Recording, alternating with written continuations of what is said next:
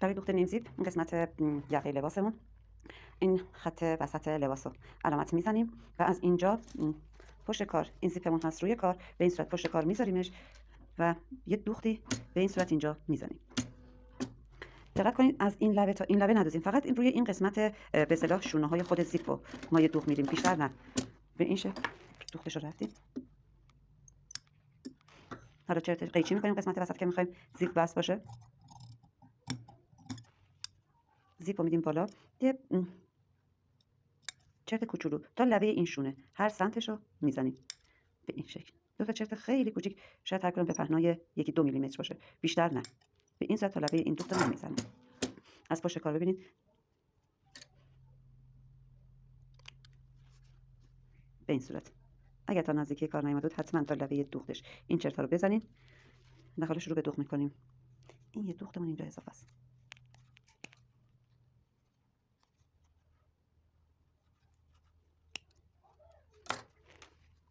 خب از این سمت روی کار زیپ رو برمیگردیم به سمت داخل به این شکل و اینو از اون لبه دوخت که گرفتیم شروع دوختن میکنیم تا انتهای کار. فقط اینجا دقت کنیم پهنای این دوختی که ما میخوایم بزنیم پارچه نمیتونیم بیایم بزنیم از اینجا و شروع به دوخت بکنیم، 100% کیس میافته. حتما برامون پهنای پایین که گذاشتیم به همون مقدار باشه، بیشتر نباشه.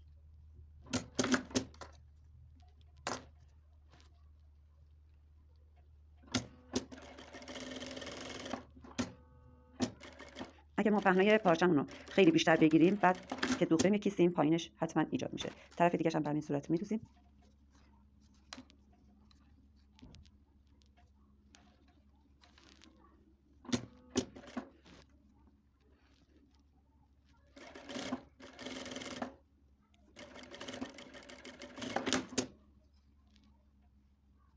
این صورت برمیگردیم روی کار و اینو الان به این صورت شد دوخت ما. حالا یه اتو هم میزنیم، بعد دوخت نما رو روش انجام میدیم.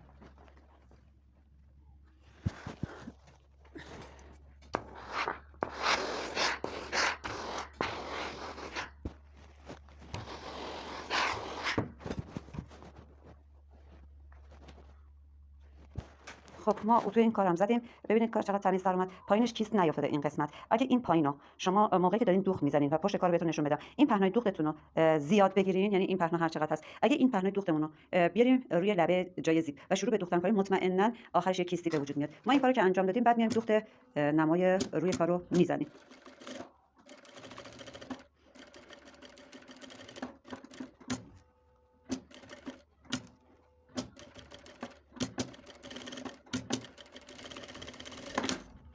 به این صورت. اینم از دوخت نیم زیپ ما برای لباسایی که این قسمتشون درز نداره و جلو بسته است.